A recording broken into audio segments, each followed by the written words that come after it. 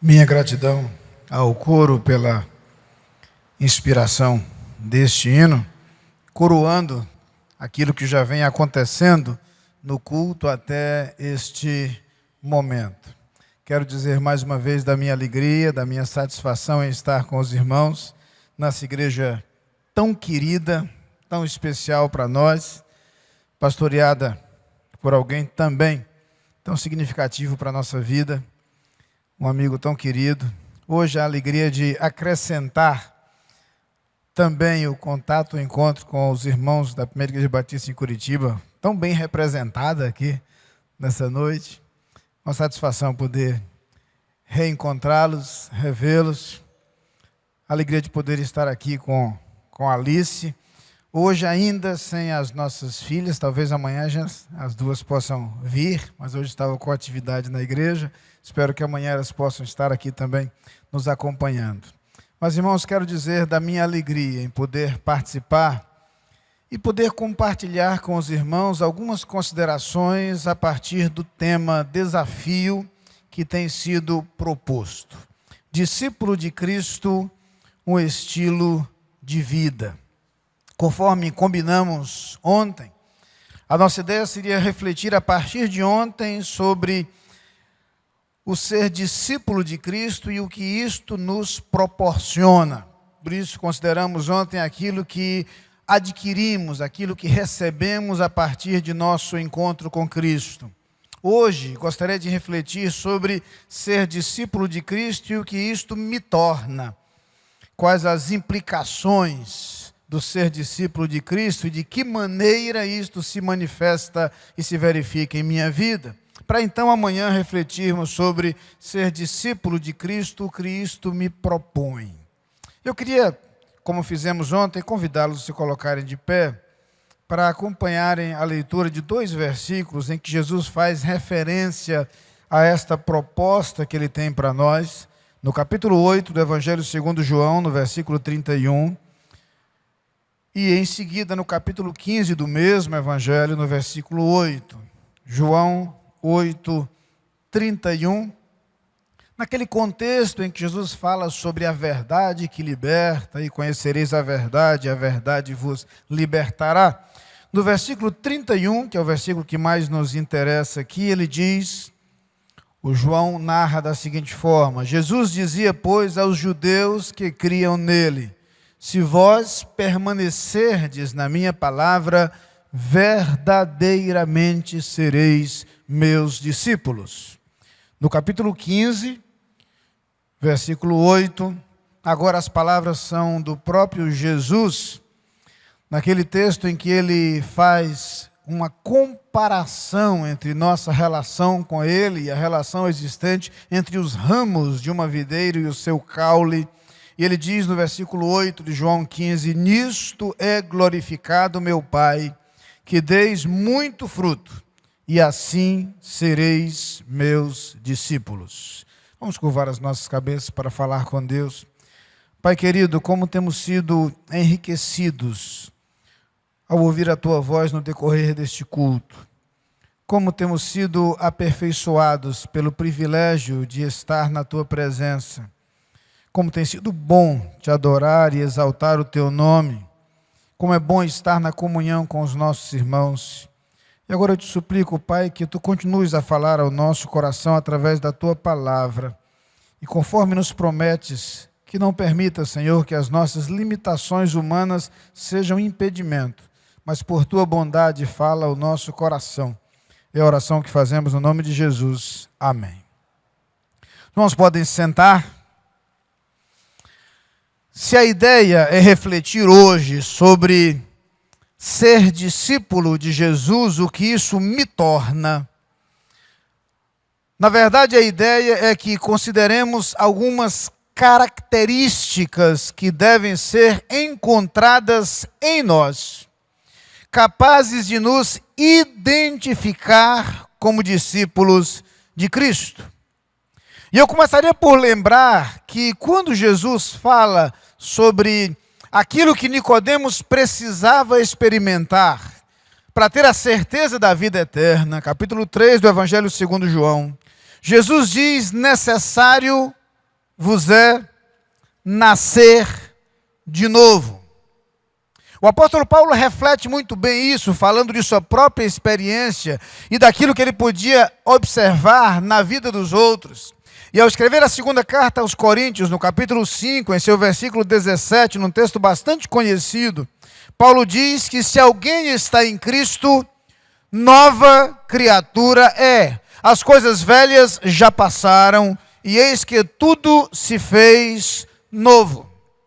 O que nos faz lembrar que nossa relação com Cristo transforma a nossa natureza, transforma a nossa vida, muda quem somos.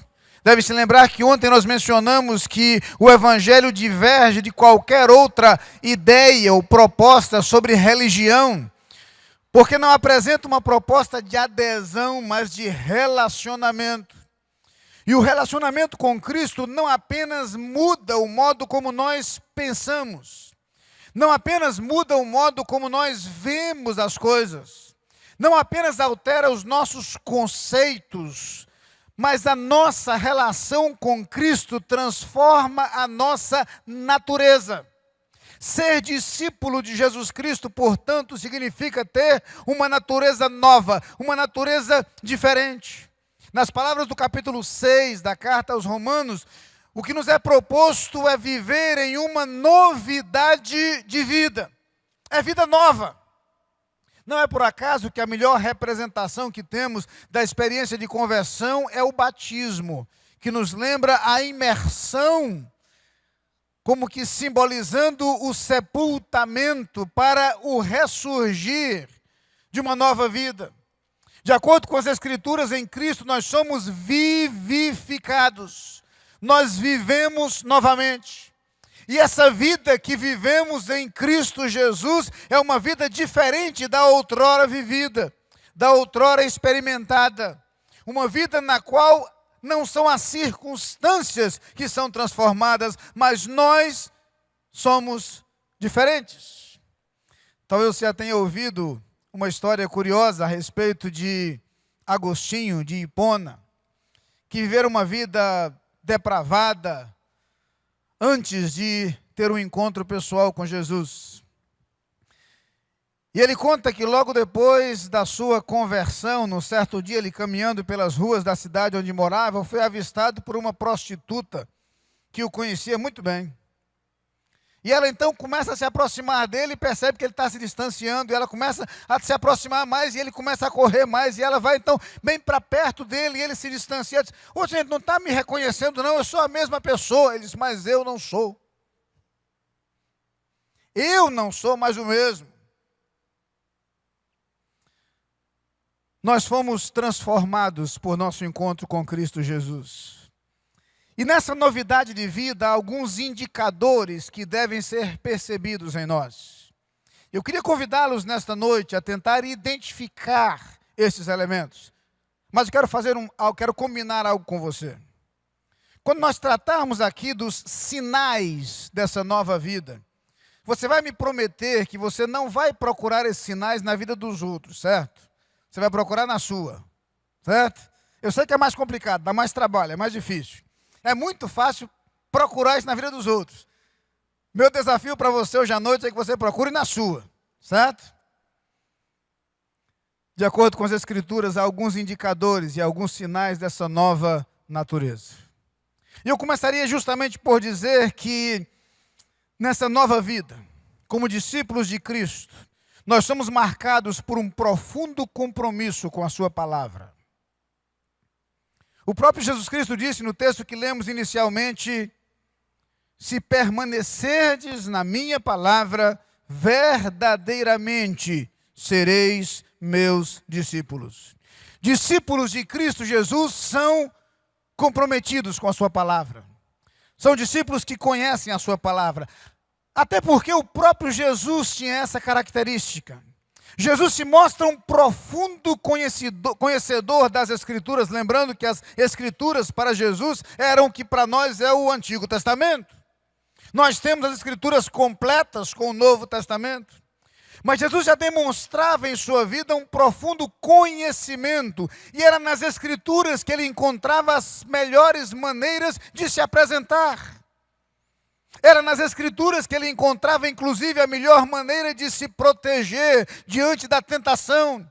E quando tentado pelo diabo, de acordo com Mateus 4, é justamente nas Escrituras que Jesus vai buscar a resposta para cada tentação. Nós somos convidados a viver uma vida na qual o compromisso com a palavra de Deus também se manifeste. Um compromisso que somente será possível quando nós conhecemos a palavra de Deus. Quando nós nos identificamos com essa palavra, quando ela faz parte da nossa vida. O Salmo 1 fala sobre o homem bem-aventurado como sendo aquele que não anda segundo o conselho dos ímpios, não se detém no caminho dos pecadores, nem se assenta na roda dos escarnecedores. Antes tem o seu prazer na lei do Senhor, e na sua lei medita de vez em quando. Não é assim não? Não é todo domingo? Na sua lei medita de dia e de noite. Tem muita gente achando que é de vez em quando. De dia e de noite. Curiosamente, a mesma expressão encontrada no capítulo 1 do livro de Josué. Quando nós gostamos da promessa feita por Deus a Josué, presente no versículo 9, não te mandei eu, esforça-te, tem bom ânimo, não pasmes, nem te espantes, porque o Senhor teu Deus é contigo por onde quer que andares. Já leu o versículo anterior? Deus coloca como que uma condição para que esta promessa se cumpra na vida de Josué. E Deus começa por dizer, não se aparte da tua boca o livro desta lei. Antes medita nele de dia e de noite, para que tenhas cuidado de fazer conforme tudo quanto nele está escrito, porque então farás prosperar o teu caminho, e então prudentemente te conduzirás. E aí vem a promessa, não te mandei eu. Esforça-te, tem bom ânimo, não pasmes, nem te espantes, porque o Senhor teu Deus é contigo por onde quer que andares. Discípulo de Cristo é alguém que conhece a palavra de Deus. É alguém que tem contato com a palavra de Deus. Gosto de uma expressão usada por Paulo quando ele fala a Timóteo e diz que o obreiro aprovado é aquele que maneja bem a palavra da verdade. A ideia que vem em minha mente aí é a ideia de intimidade. Estava falando na igreja sobre isso. E uma das maneiras que eu encontrei de explicar o que isso significa foi dizendo o seguinte: pegue uma bola de futebol e coloque nos pés de Neymar. Veja o que ele faz com ela. Depois pegue a mesma bola e ao invés de colocar nos pés de Neymar, coloque nos pés de Ney Ladeia. Você vai ver a diferença. Você vai entender o que é intimidade e o que é falta de intimidade. O apóstolo Paulo está dizendo a Timóteo que aquele que é aprovado é aquele que tem intimidade com a palavra de Deus. Aquele que conhece essa palavra. Aquele que medita nela de tal maneira que ela lhe é familiar. Aquele que passeia pelas páginas das Escrituras. Aquele que conhece essa palavra de tal forma que ela faz parte de sua vida. De tal forma que ela se reflete em sua vida. De tal forma que ela se manifesta em seu caminhar. Esse obreiro que maneja bem a palavra da verdade. Há uma história que eu gosto muito de contar, tenho repetido ela tantas vezes, mas não posso fugir da tentação a contá-la mais uma vez. Há muitos anos li essa história e ela jamais saiu de minha mente. A história de 4 pastores norte-americanos que certa vez estavam discutindo sobre traduções da Bíblia, versões da Bíblia. E eles conversavam entre si e um deles disse, eu gosto mais da versão da King James, a versão do Rei Tiago, é clássica, é erudita, aquele inglês rebuscado, que coisa linda. Vou dizer, não, a linguagem erudita é muito complicada, eu gosto mais da nova versão internacional. É uma versão mais leve, mais fácil de entender, mais suave, mais moderna. Outro, não, eu gosto mais da linguagem de hoje. Essa que é simples, qualquer pessoa que leia vai entender, eu gosto dessa versão. O quarto daqueles pastores até então estava calado, e então lhe perguntaram: e você, qual a tradução da Bíblia que você mais gostou? Ele disse: eu gostei mais da tradução de minha mãe. Sua mãe? Sua mãe traduziu a Bíblia? Foi, minha mãe traduziu a Bíblia na vida diária. Foi a Bíblia que eu li na minha infância. Foi a Bíblia que eu conheci através dos hinos que ela cantava, das palavras que ela falava, das atitudes que tinha, das decisões que tomava. O modo como ela vivia transmitiu ao meu coração os ensinamentos da palavra de Deus. Discípulo de Cristo é alguém comprometido com a palavra de Deus.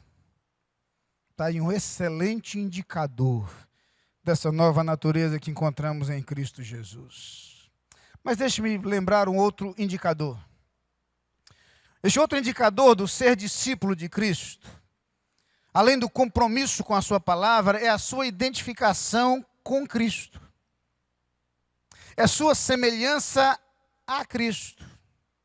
Uma vez nascidos de novo, gerados em Cristo Jesus, nós precisamos assimilar dele seus caracteres. Os elementos que o caracterizam precisam ser vistos e identificados em nós. Precisam ser percebidos em nós. Nossa conduta precisa manifestar traços da natureza de Jesus, do modo de Jesus viver. Por isso, Paulo escreve aos Gálatas e diz que o fruto do Espírito, ou seja, o resultado, o efeito da atuação do Espírito em nós é amor, alegria, paz, longanimidade, benignidade, bondade, fidelidade, mansidão, domínio próprio. Uma descrição incrível de Jesus Cristo, do seu caráter, do seu comportamento, de sua postura, de sua conduta, daquilo que ele mostrava às pessoas ao longo de sua vida. E como nós precisamos entender que o nosso relacionamento com Cristo deve se refletir nessa identificação, nessa semelhança. É preciso que as características de Cristo comecem a ser vistas em nós. É provável que você conheça a história do grande missionário David Livingstone.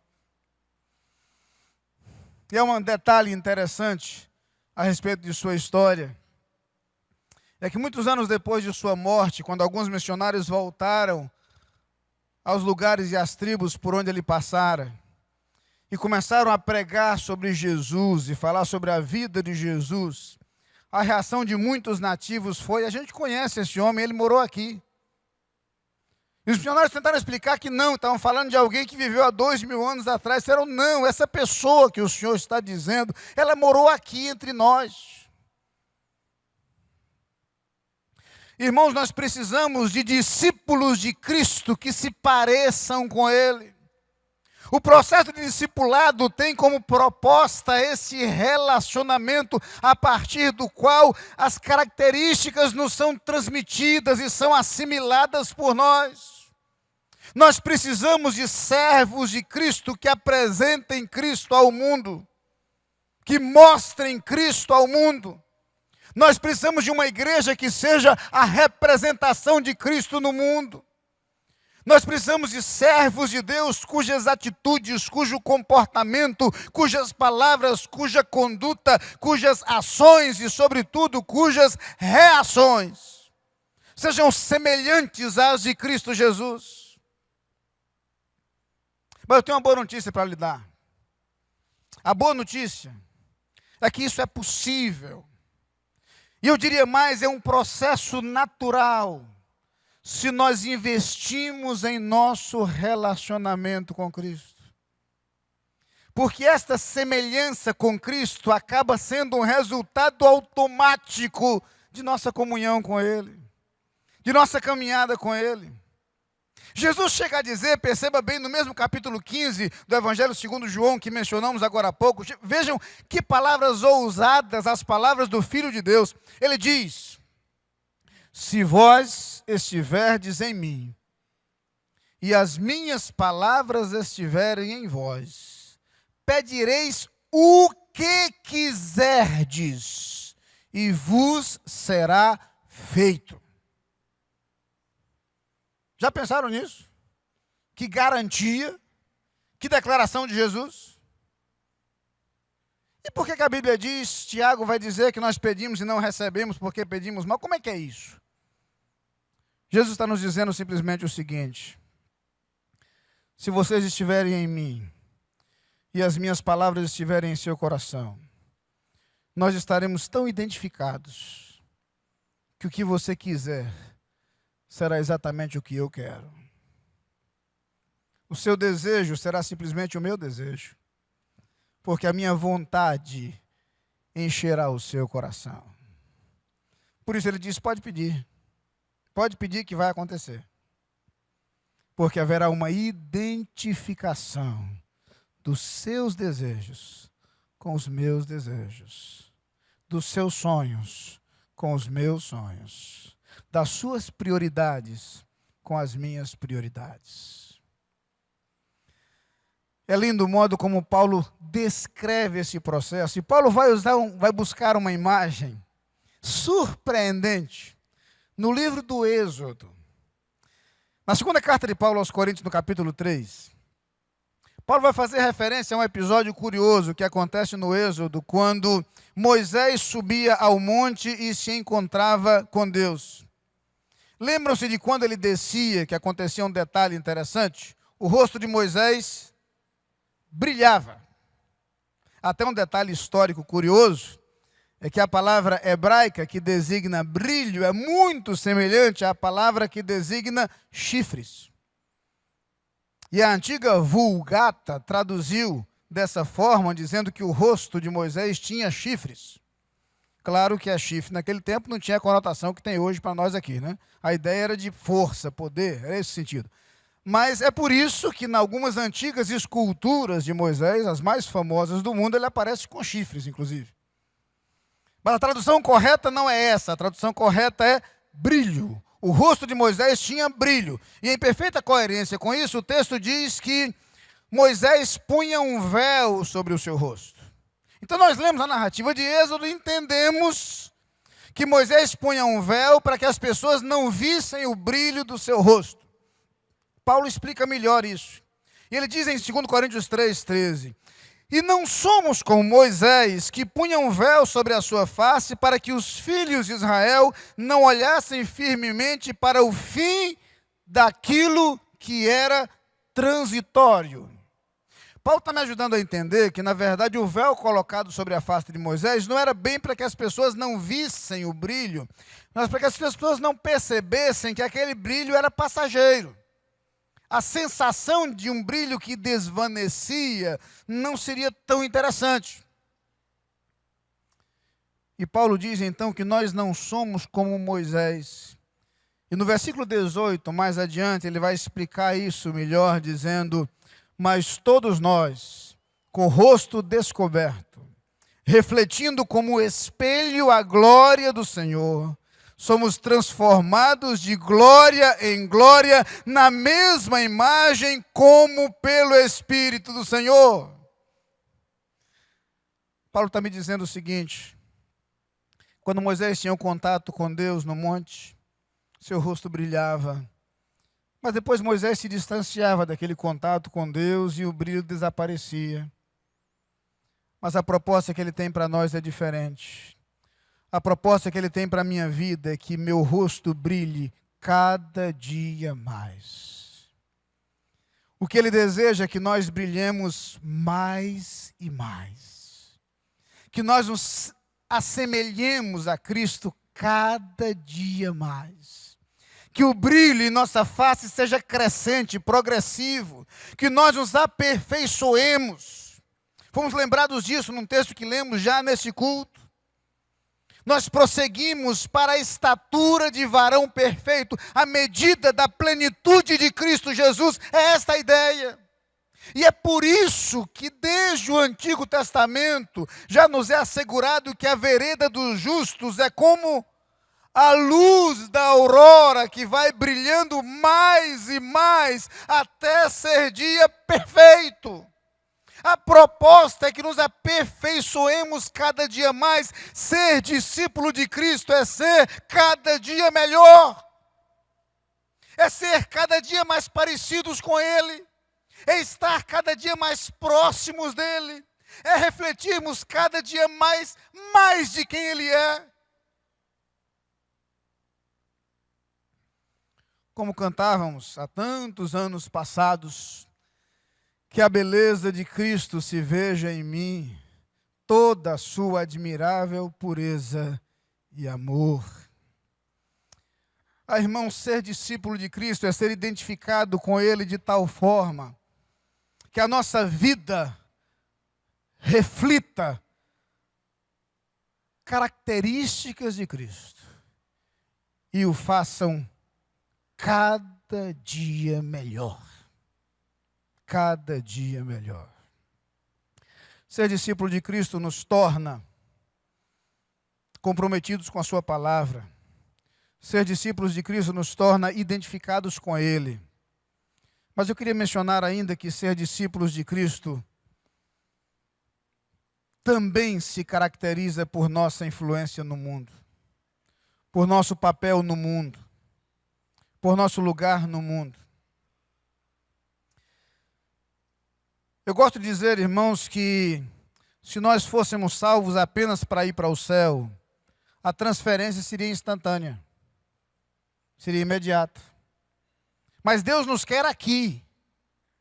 O próprio Jesus, na oração sacerdotal, em João 17, diz literalmente: não peço que os tires do mundo, mas que os livres do mal. Ele nos quer aqui porque há algo a ser realizado por nós. Nós precisamos fazer diferença. E talvez um dos textos que melhor descreve isso é o texto de Filipenses 2, versículo 15. Ali o apóstolo Paulo diz o seguinte: para que sejais irrepreensíveis e sinceros, filhos de Deus inculpáveis, no meio de uma geração corrompida e perversa, na qual resplandeceis como astros no mundo. Nós precisamos estar no mundo de maneira irrepreensível, sincera e inculpável. Mas permitam-me fazer uma pequena digressão para considerar um pouco o modo como Paulo descreve o cenário no qual vivemos, o mundo no qual nos encontramos. Paulo é muito preciso e muito cuidadoso ao descrever isso. E ele usa duas palavras aqui muito preciosas. Com a sabedoria de Deus, ele escolhe duas palavras excepcionais aqui. As palavras traduzidas em nossas Bíblias por corrompida e perversa, algumas Bíblias trazem pervertida e corrupta, precisam ser melhor analisadas por nós. A primeira palavra traduzida por pervertida é a palavra escolia. Talvez nem todos saibam o que significa escolia, mas se alguém sabe o que é escoliose, já deve ter uma ideia do que isso significa. Escolia é desvio, é enrijecimento, é endurecimento que atinge a coluna vertebral de alguns. Paulo aqui se refere ao aspecto comportamental. E a palavra escolia em grego é usada para descrever um comportamento desonesto, pervertido, injusto, distorcido, inescrupuloso. Ele está usando esta palavra para dizer que a sociedade na qual se vivia naquela época, e eu diria que talvez muito mais a sociedade na qual vivemos hoje, é caracterizada por um comportamento desonesto, injusto, desviado e pervertido. Ele está se referindo a esse comportamento. Mas ele tem cuidado de usar uma outra palavra. Ao lado da palavra escolia, ele usa a palavra de extramenos. E a palavra de extramenos, parecida, mas não igual, baseada ou decorrente do verbo diastrefo, significa depravação moral. Paulo está se referindo a uma condição moral anormal. Deixa-me explicar. O que Paulo está dizendo é o seguinte. Há dois fenômenos aqui. Um fenômeno é o comportamento pervertido. O outro fenômeno é a distorção conceitual. É quando o comportamento pervertido se torna tão comum que ele passa a ser visto como natural. Ele deixa de ser visto como erro. Ele deixa de ser visto como desvio. Ele passa a ser aceitável. É quando a conduta incorreta leva a uma situação na qual o mal deixa de ser percebido. O profeta Isaías fala sobre isso no capítulo 5, versículo 20, e diz: ai dos que ao mal chamam bem, e ao bem mal. Fazem das trevas luz, e da luz trevas, e fazem do amargo doce, e do doce amargo. Há algumas décadas, alguém disse: de tanto ver triunfar as nulidades, de tanto ver prosperar a desonra, de tanto ver crescer a injustiça, de tanto ver agigantarem-se os poderes nas mãos dos maus, o homem chega a desanimar-se da virtude, a rir-se da honra e a ter vergonha de ser honesto. Essas palavras, proferidas por Rui Barbosa, lamentavelmente descrevem com incrível precisão os dias em que nós vivemos, o mundo onde nós vivemos. O grande problema é que num contexto em que as pessoas se comportam assim, e no contexto no qual as pessoas começam a pensar assim, nós corremos o risco de ser pressionados a nos acomodar a este modo de pensar e a este modo de viver. Por isso, quando escreve aos Romanos, no capítulo 12, versículo 2, o apóstolo Paulo apresenta a única alternativa que nos resta como discípulos de Cristo nesse contexto e nesse cenário. E aí permitam-me dedicar atenção mais uma vez para duas palavras importantíssimas nesse versículo. O apóstolo Paulo diz: e não vos conformeis com este mundo, mas sede transformados pela renovação da vossa mente, para que experimenteis qual seja a boa, agradável e perfeita vontade de Deus. Ele está dizendo que nesse contexto e nesse cenário, nós precisamos tomar uma decisão e tomar uma posição. Primeira, nós precisamos ser fortes o suficiente para não nos conformar, não nos amoldar. E a palavra conformar-se, ela descreve muito bem, porque quando uma criança está brincando na areia da praia, ela pega uma forma e ela pressiona a areia com a forma. A areia fica, desculpe a redundância, com a forma da forma. A sociedade tenta pressionar de tal maneira que nós nos amoldemos a seu modo de pensar, que nós comecemos a aceitar como tolerável, como natural, como normal, como aceitável, aquilo que não deveria ser-lo. Nós começamos a conviver com o erro, com a mentira, com a desonestidade, com a corrupção, com os jeitinhos, como se isso fosse aceitável. Nós somos pressionados a nos conformar. É uma curiosidade interessante. A palavra traduzida por conformar-se aqui é o verbo grego sischematizo. E sischematizo vem do substantivo esquema. Esquema. Que nós meio que transliteremos se trouxemos para a língua portuguesa. Sabe o que é conformar-se? É entrar no esquema. É quando o indivíduo de uma vida aparentemente correta e honesta começa a se envolver em uma empresa onde não há muitos escrúpulos e ele é forçado a entrar no esquema.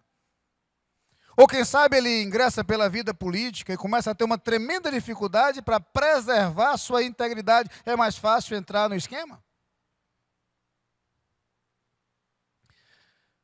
Em nossos dias, nós somos e seremos muitas vezes pressionados a entrar no esquema. Paulo está nos desafiando a não fazer isso. A não fazer isso. Eu sei que não é fácil.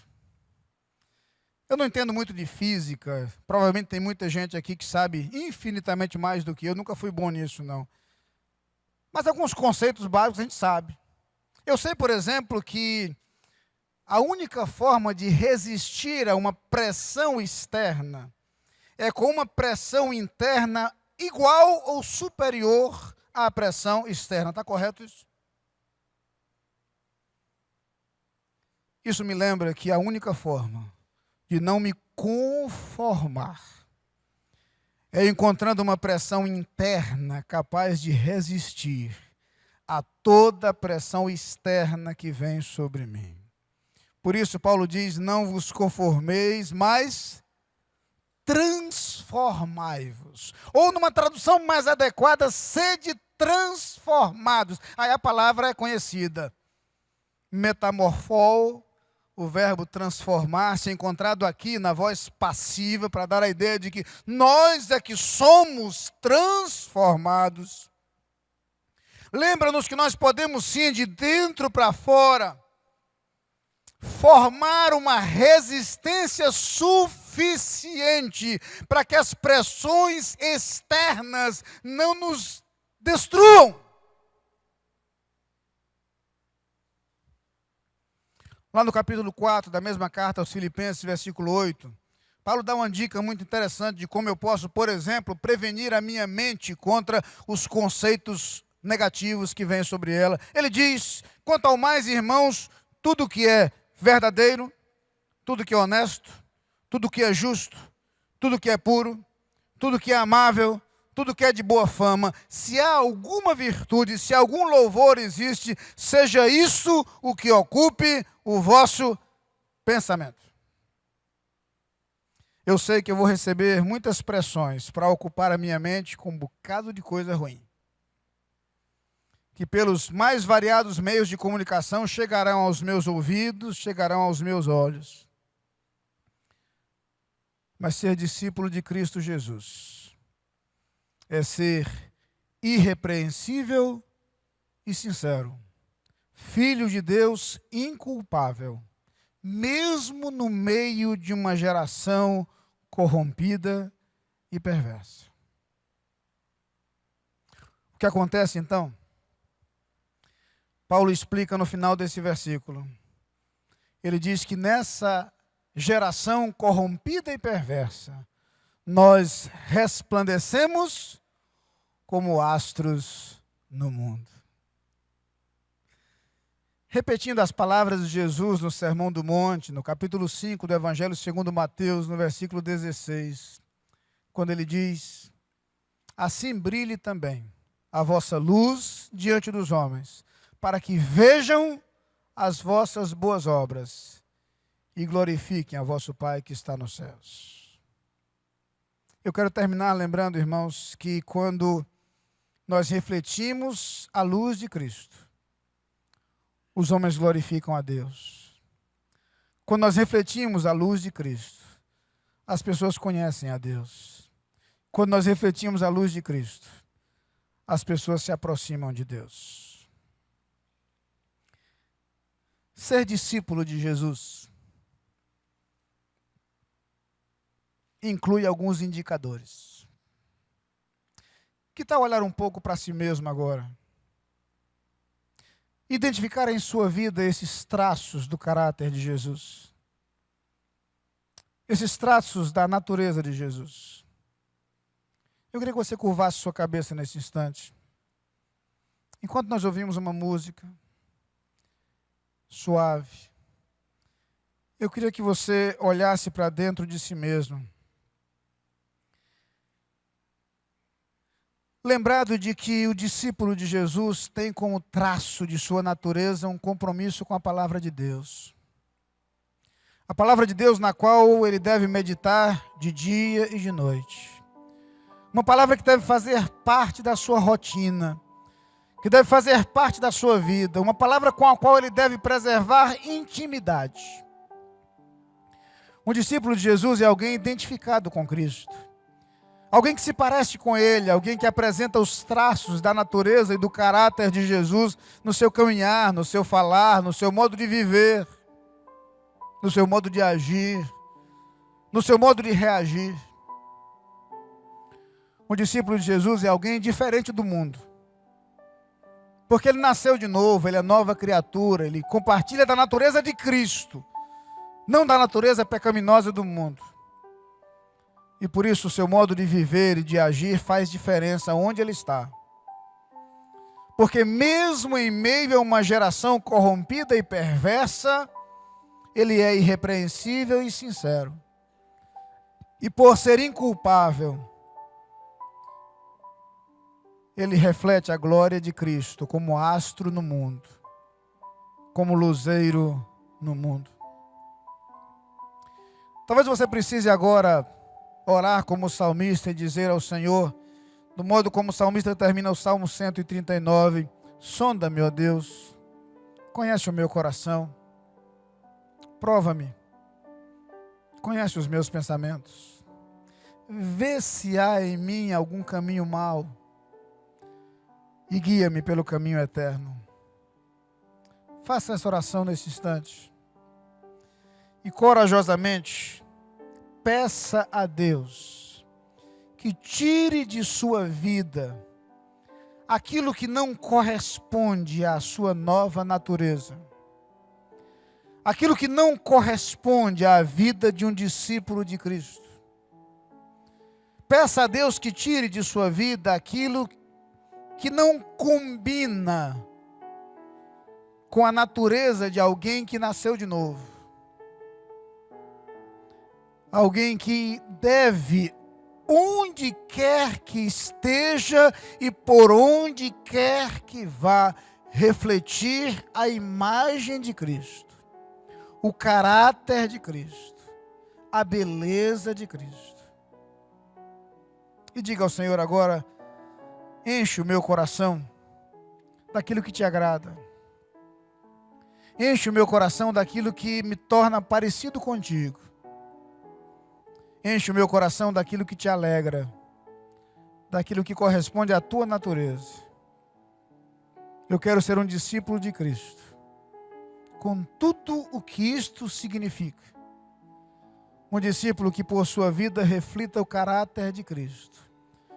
Um discípulo que faça diferença, onde quer que esteja.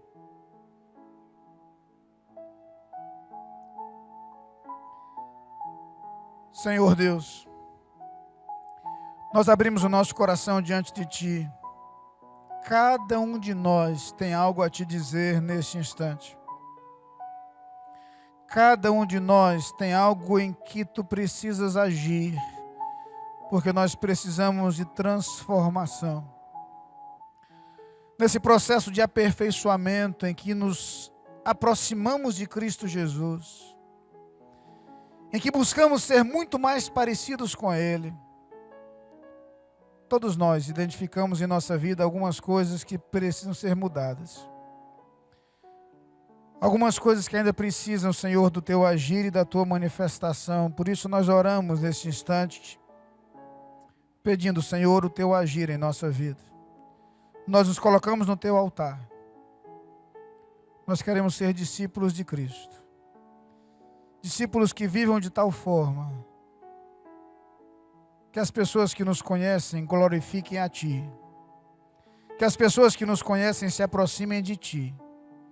Que as pessoas que nos conhecem desejem ser Teus discípulos. Que as pessoas que nos conhecem sejam marcadas, influenciadas pelo teu agir em nós. No nome de Jesus oramos. Amém.